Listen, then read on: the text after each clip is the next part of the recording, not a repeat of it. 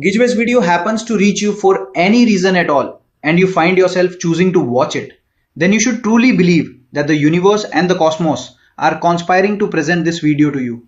I kindly ask that you watch this video all the way until the very end. You are about to learn a great deal of information. So let us begin right now. Hello, my name is Dhananjay. You know what we call reality or truth or even the fact that you are watching my video right now, whether you are sitting, standing or lying down. So you are watching this video in real time. The video might have been shot and released earlier, but you are watching it directly according to your current time. So reality. But this reality or bastobota can also be false. It can be fake. It can also be untrue. So spiritually, it is said that we are completely within Maya. This entire world is an illusion, right? You must overcome this illusion to attain liberation. If you can transcend this Maya, you will be freed from the cycle of birth and death. That means you won't have to be born repeatedly and play out your part here, okay? So how will you know that you are caught in this illusion? Well, knowing this is very difficult. It has been designed in such a way, right? It has been set up in such a way that understanding this illusion is very difficult. Even so, I'll give you an example so you can understand that you are in this illusion. Suppose you are fast asleep. I mean, when you are sleeping, you must have had a dream at least once. You must have dreamt at least once in your life. When you dream, you walk or go somewhere and you experience touch, sensation, smell. And when someone comes to hit you, you get completely terrified, thinking, oh no, they're coming to hit me. Wake me up. I'm going to die. I'm going to die. Right? But there's no distinction between what's real and what's false. I mean, dreams feel so real to you that a reality, much like you watching my video right now, is created through dreams. It becomes truly real. So dreams become so real to you that you yourself get scared, thinking, I'm trying to run, I'm trying to escape, but I just can't. It's that real. Any touch, smell, food, okay? Someone is talking and the whole reality is blurring together. This time you're in a dream, but everything feels so real. Then suddenly, when you woke up, you realized it was all a lie. Completely fake. Where was anyone coming to kill me? I'm just lying here. It's all happening inside the brain. Alright, it's all happening in the brain, so it's completely fake.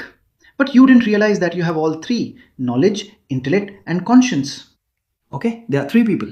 But yes, your conscious mind might be off, but your unconscious or subconscious mind is fully receptive. But you didn't realize. Meaning, you're taking that as reality. You took it as reality. But later you see that the whole thing is fake, a lie. Everything that happened in the dream is completely false. I'm lying on my bed, okay? Or just sitting. So now this reality that we are experiencing, for instance, I've shot a video and then released it. You're watching directly, or talking, going to work, eating, okay? You're sitting, sleeping, or whatever you're doing in this world, which you call reality or bastobota. Spiritually, this is called Maya. Okay, I've proven that. So now this time, perhaps it could be a situation for you, a time when you will die. After I die, I'll say, oh, damn it, all the fighting, the quarrels, the feasting, and all sorts of fun and games in this world, right? I've done so much. Everything was fake. I mean, all of it was untrue. It was all a lie, but the feeling was real. You've only been feeling, and everything else is false. I mean, it could even be like this after death. And how will you understand this? Imagine I put a pair of red glasses on your eyes. You won't be able to take them off. What will you see the whole world as? You'll see red, meaning any chair, table, tap, water, okay, or whatever else is there, people, animals, everything. You'll see it all as red because you're wearing red glasses. It's all set up. You can't take them off. You'll see red. But is it actually red? Is everything red? Not red. Not red. It's like, given the way our sensors and structure are, perhaps we don't realize it, as if looking through red glasses. Just like when you wear red glasses, everything appears red. But it's not actually red. That's an illusion. And now, perhaps we perceive everything in reality as real, but these too might be false. It's like a dream, No, that's not quite right. It's like a dream. In a dream, everything feels like complete reality. But after you wake up, I mean, after waking up from the dream, when the dream shatters, what does it feel like then? Oh, it was all fake, untrue. I'm just lying in my bed. So perhaps after we die, it might turn out that this whole thing was a complete lie. Everything we've done within it, all of it completely false, right? So this is Maya, and we must be liberated from this Maya. We must be liberated. Perhaps now you have a strong desire. Let's say you have an intense desire to earn 1 crore rupees. And it's very strong. You couldn't achieve that in this lifetime, meaning you couldn't earn 1 crore rupees, meaning you suddenly passed away. Okay. Now, when you pass away, that essence of yours, meaning the soul or energy you possess, okay, soul or energy can never be created, destroyed, or merely transformed. Okay, so you won't die, rather, this body of yours will die.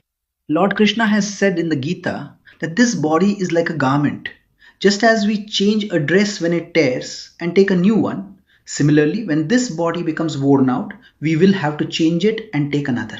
That is, we will have to take another body if you still have work to do on earth.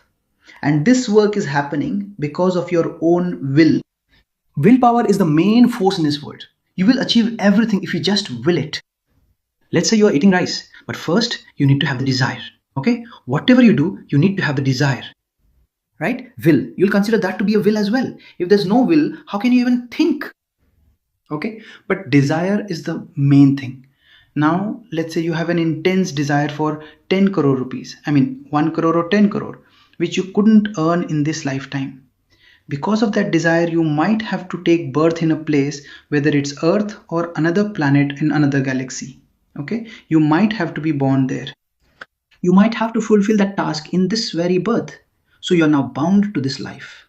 Therefore, we must extinguish this primary desire, all desires. We must unite our will with God's will. Normal desires are a different matter. Understood?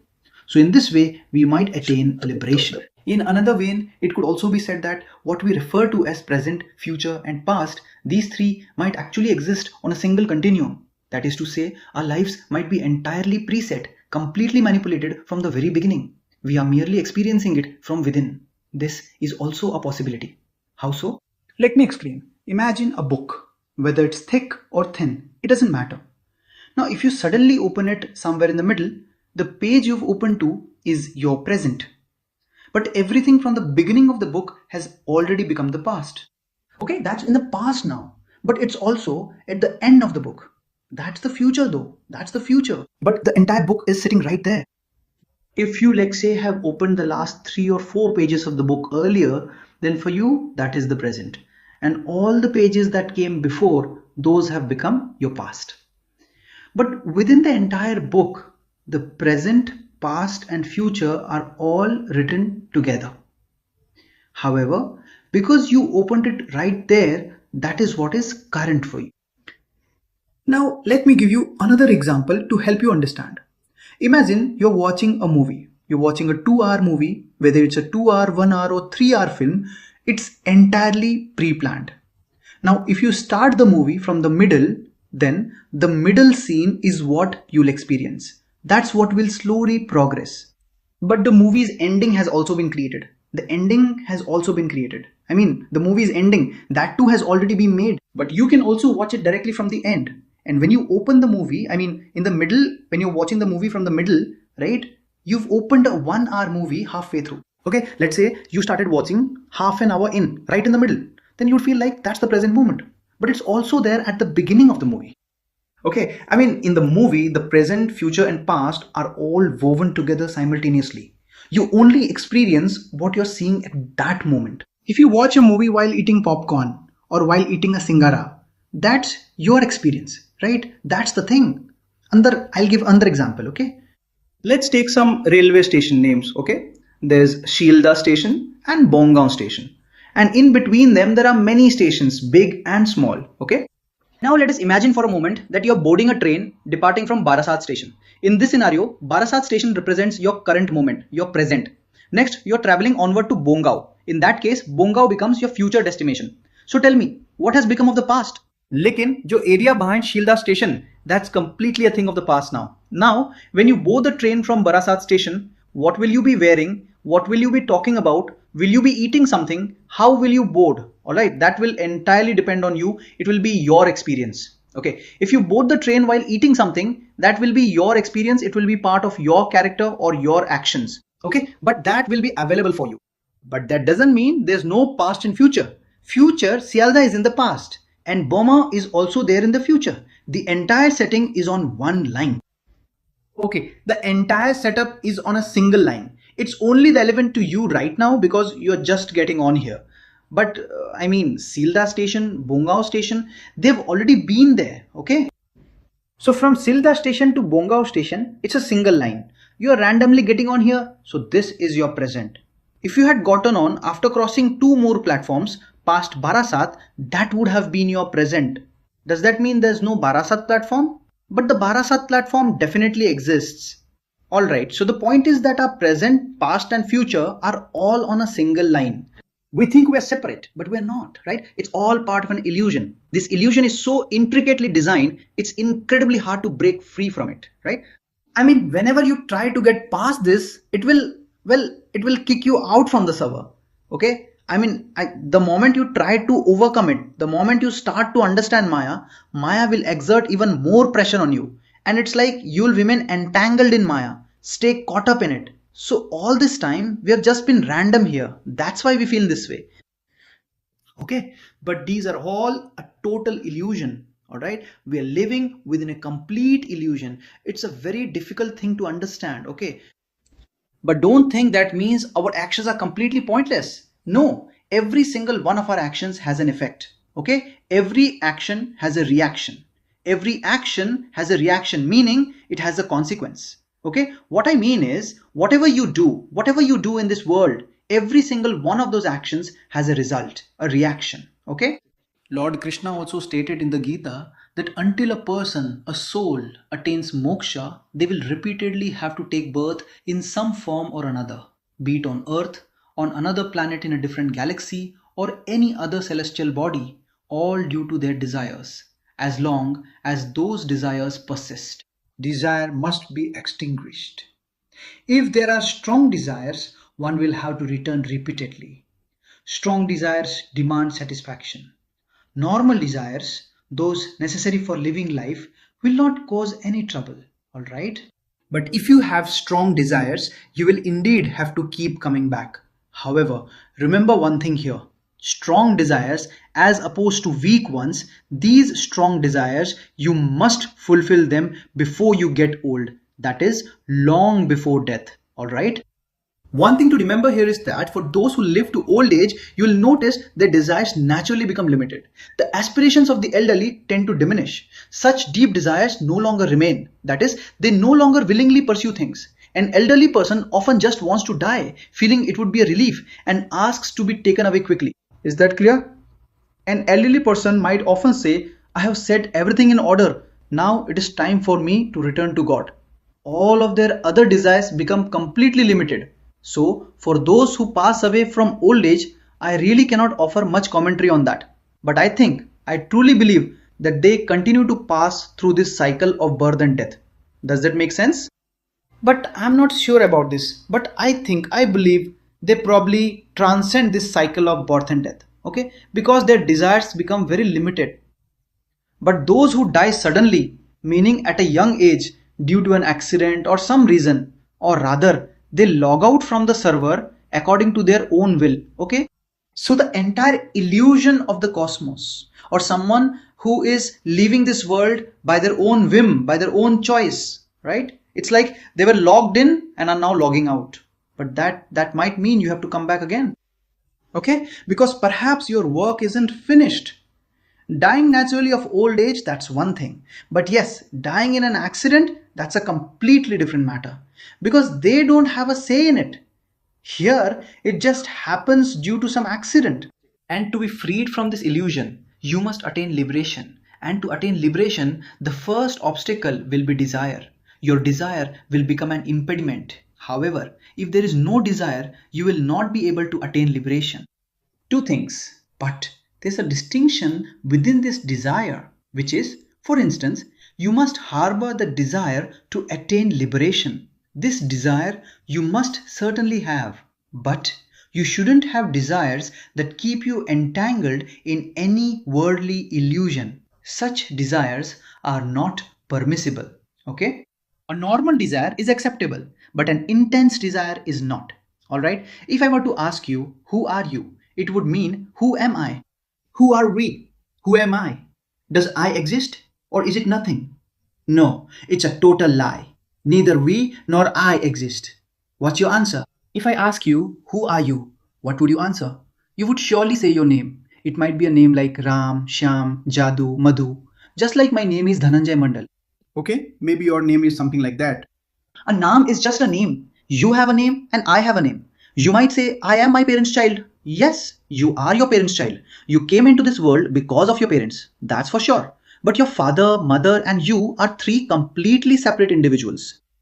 अगर हमारा touch होती हो आपका parents में physically feel नहीं सकते ठीक है yes relationally it can be hurtful and upsetting and some people might feel bad but if you are physically touched your parents won't physically feel it the three individuals are completely separate emotionally meaning in terms of the relationship it can be hurtful okay three people are completely different now perhaps you'll say yes that's right we three people are completely different okay but I am a soul yes if you say you are a soul I'll also say I'm a soul but yes you have a soul and I have a soul too now, itna ta chahte, it's not that you have a soul and I don't. I have a soul too. It's not about these people I have with me. I have a soul and you have a soul. Okay? Or there is energy, power. But that soul, whatever actions and deeds you have performed, the memory or total data of those actions is attached to or associated with your soul. जो भी deeds में आज बनता है, intertwined with my soul.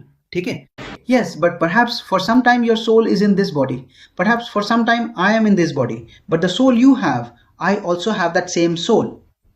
Now, if you say that I have a body, I also have the same body. Looks are different, alright? But it's made of these three things. Bone, flesh and blood. You are also made of those same three things. Exactly, it's the same point. Now, when you first came into this world, you were tiny. Back then, when you were say 6 months old or a year old, this self hadn't formed yet. You were completely innocent. You'd see something and just smile beautifully. You'd relieve yourself and even play with your own feces, right? I mean, however, there was no I within you. As you progress in learning, gaining knowledge, understanding, and adhering to rules, or as knowledge and data information accumulated within you, it was then, based on that data and information, that the I was formed and you were given a name. Rather, this is your name. Okay, Rajesh, Mithun, okay, or Ram, Shyam, Jadu, Madhu, any name. You have to stick with this name. But the name isn't visible.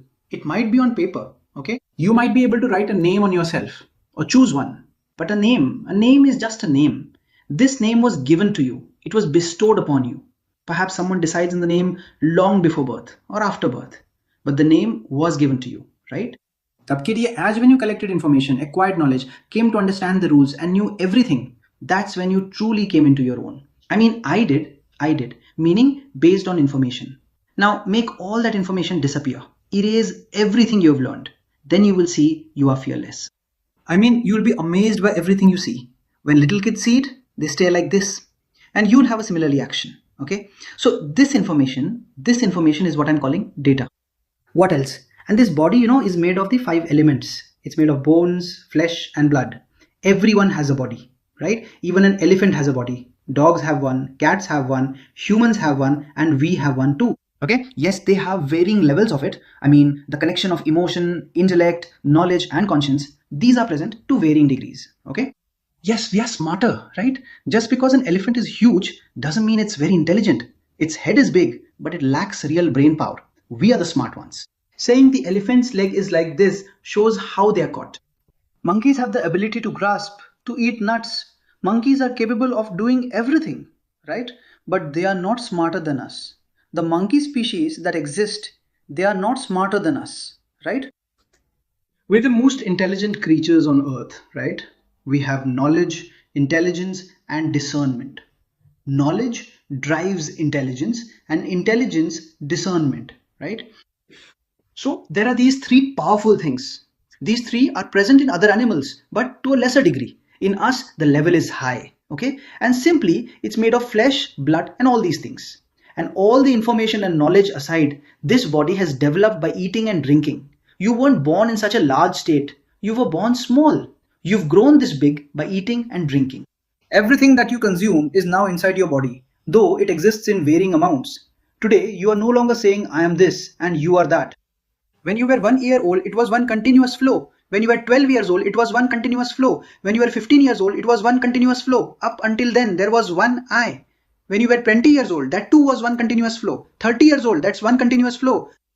50 years old, that's also a continuous process. I mean, you might not be saying it, but I am changing.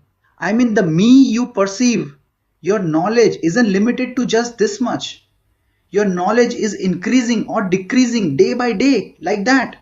It's not fixed that I am nothing else. No, your knowledge level is increasing.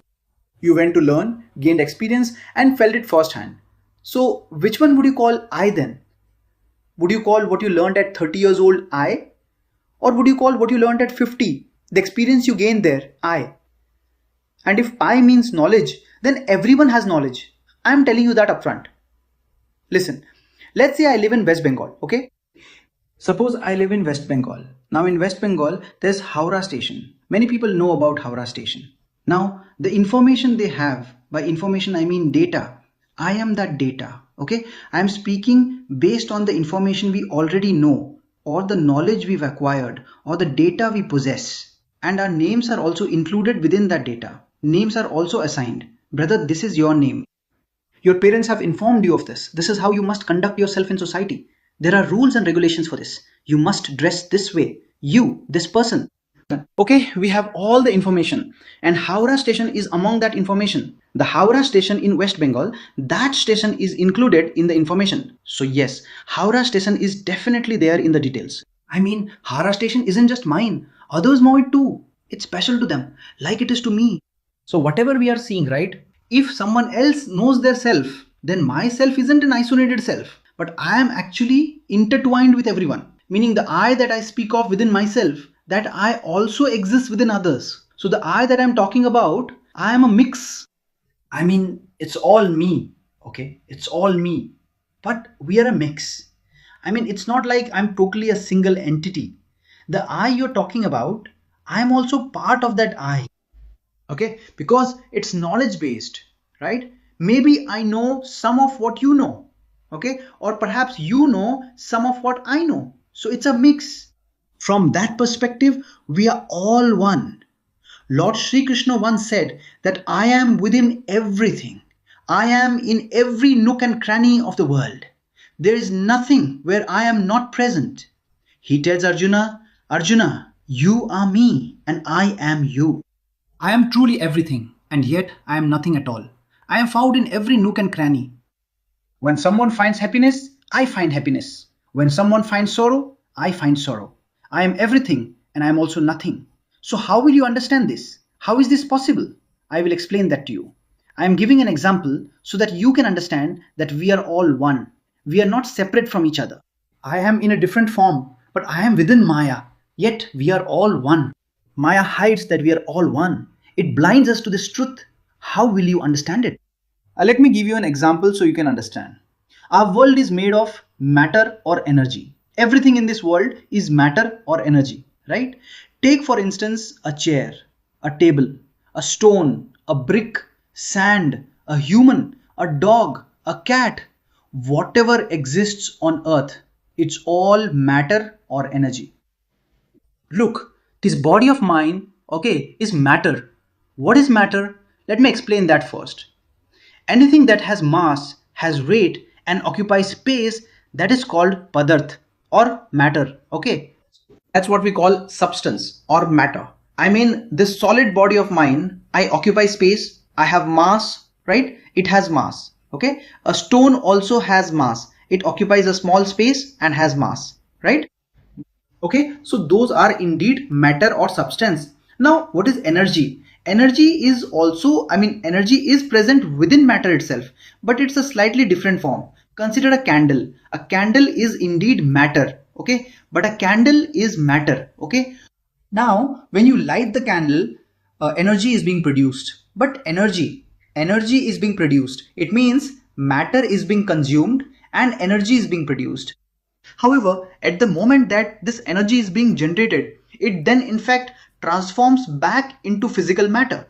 So matter is converting into energy is being generated, and from energy, it's transforming back into some form of matter, right? It's a process like that. Take wood for instance. Consider wood as a matter substance. When you burn wood, a heat energy or just energy is produced. But it's produced because matter is converting into energy. Now it's converting into energy, but then again changing back into matter. When it turns into ash, ash is still matter, right? Ash is matter though, but it's in a different form, right? It's in a different form. I might not have been able to explain it perfectly, but I think you'll understand. So the thing is, in our world, we are all one. Some matter exists in its material form, and that very matter takes the form of energy. Energy is within it, but it exists on a different level. Okay? Satya Yuga, Treta Yuga, Dwapar Yuga. Okay? These three ages have passed. Now Kali Yuga is ongoing. It's 5,100 and some years old. Okay? 5,000 to 100 years ago, when Krishna, Lord Krishna was present, it was then that Krishna himself declared, I am everything. Nothing exists without me. He told Arjuna, I am you and you are me. I am everyone who is here. All those present are me. I have been born many times, and many times I have merged with this earth. He says, Arjuna, you don't know this, but I do. Right? How many times I have been born and how many times I have died. Right? So, Lord Krishna was saying, I am everything. I am the sun, I am the moon, I am you, you are me. I am the world, I was Parshuram. Right? I am everything. I am Lakshmi, Ganesha, Saraswati and Devraj Indra. I am everything. I am everything. I am nothing. Okay? So I am in every single corner of the world. That means I am in everyone. That's why Krishna's words ring true. There's no isolated I. If I were everything, then everything would be I, not just one solitary I. We define this is I by data. But the data I know, others know too. They share that same I structure. If I is defined by information and 90% is common, then the remaining 10% is also known by me. So myself and their self overlapped in some aspects. Yes, for instance, someone from London might not know Howrah station in West Bengal, India. So that's not within their self. But they do know India, right? And even within their self, I am present. So all of us are indeed connected. We are all in the 3D dimension. There are even more dimensions like 3D, 4D, 5D. Perhaps we don't know about them. But we are all in the 3D dimension. We are 3D dimensional beings. Okay, now how will you understand this dimension? How will you know that you are in the 3D dimension or that you are a 3D being? How will you know? Imagine you're standing somewhere and you see a bird in front of you. Your friend calls, you tell them you saw a bird. Your friend then asks, where did you see the bird? Did you look ahead or behind? Did you look ahead or behind? It became a single line, one dimensional, just a line, moving forwards or back. Maybe you said, no, I haven't seen it here. Then the friend asked, did you see it on the right side or the left side? Then you said, no, I didn't see it on the right side or the left side. Right side and left side, that's on one line. That became two dimensions. Then you said, no, I didn't see that either. So the friend asked, did you see the bird up or down? Up and down on the same line, that became another dimension. So that's three dimensions now. We can understand or perceive it as three distinct directions. Okay? Front and back, right and left, up and down. That's it. There's nothing more to it, is there? And as beings of this 3D dimension, how can you possibly understand everything about the 5D dimension? Perhaps the entire setup is already there. You know the example I just gave? A book, whether it's thick or thin, if you suddenly open it from the middle, then the middle of the book becomes your pleasant moment. But the book also has a first page and a last page. The past is the beginning, it's always been there, and the entire setting is pre-arranged right up to the end. You've arrived midway. Midway, you are reading the book while drinking tea. That's your experience. If you were reading while eating biscuits, you'll have that experience instead. That's all there is to it. But what? The entire book covers the present, past, and future. From beginning to end, the whole narrative, the whole setting is complete. Okay, so we are in the 3D dimension. Now, how will we understand the 4D dimension? How will we understand the 5D dimension? Another point to understand dimension. Imagine a piece of paper, a square paper. That's the total area. Now, if you release an ant on it, can the ant go up and down? I laid the paper down and the ant has no way of leaving that paper, okay, and no way of climbing up either, okay. So now the ant can only walk straight, meaning it can move within 2 dimensions, but it can't go into 3 dimensions. That's a 2D dimension. I mean, I made the paper square, okay, I made it square. It went along one line and along the other, okay, 2 dimensions, but it couldn't go up or down, so that became a 2D dimension. Yes, an ant is naturally a 3 dimensional ant. It can use 3D dimensions. It can climb walls. It can even go into holes. Alright, it can go everywhere, here and there, using its 3D, its full 3D dimensions. So that's the thing. Oh, and another thing. Everything on our earth, is 3D dimension. Yes, but not everyone can utilize 3D dimension.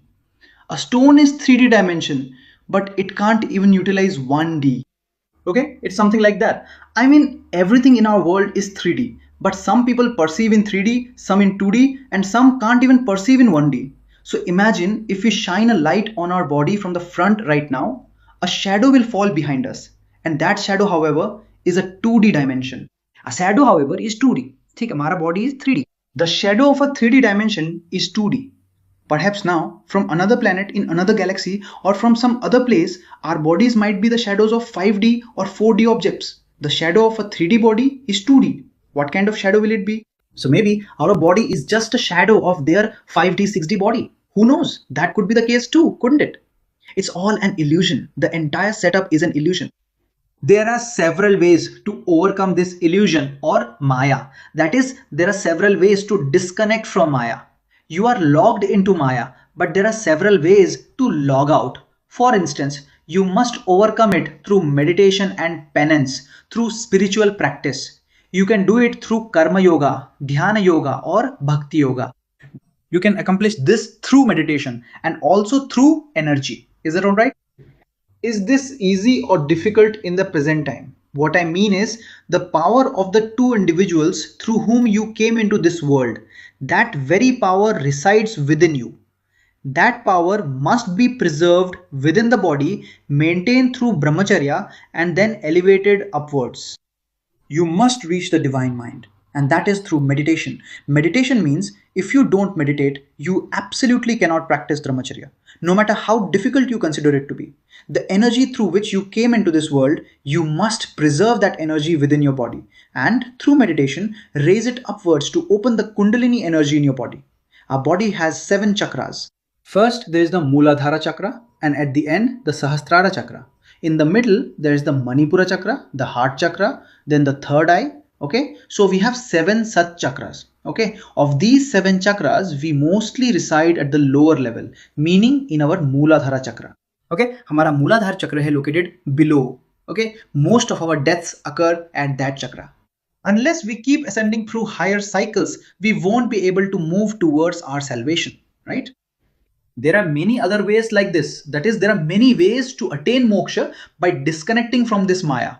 But now, in the present time, let me tell you another secret way, which is total meditation. Just a little brahmacharya will suffice. Through continuous deep meditation, you must reach the state of samadhi. You have to reach that state. The samadhi I am referring to is the state Mahadev used to be in, that absolute state of samadhi. If you enter that state, you will observe Maya from very close quarters. You will be able to comprehend Maya. Alright? But Maya will attack you. However, you must reach that state, that position through meditation.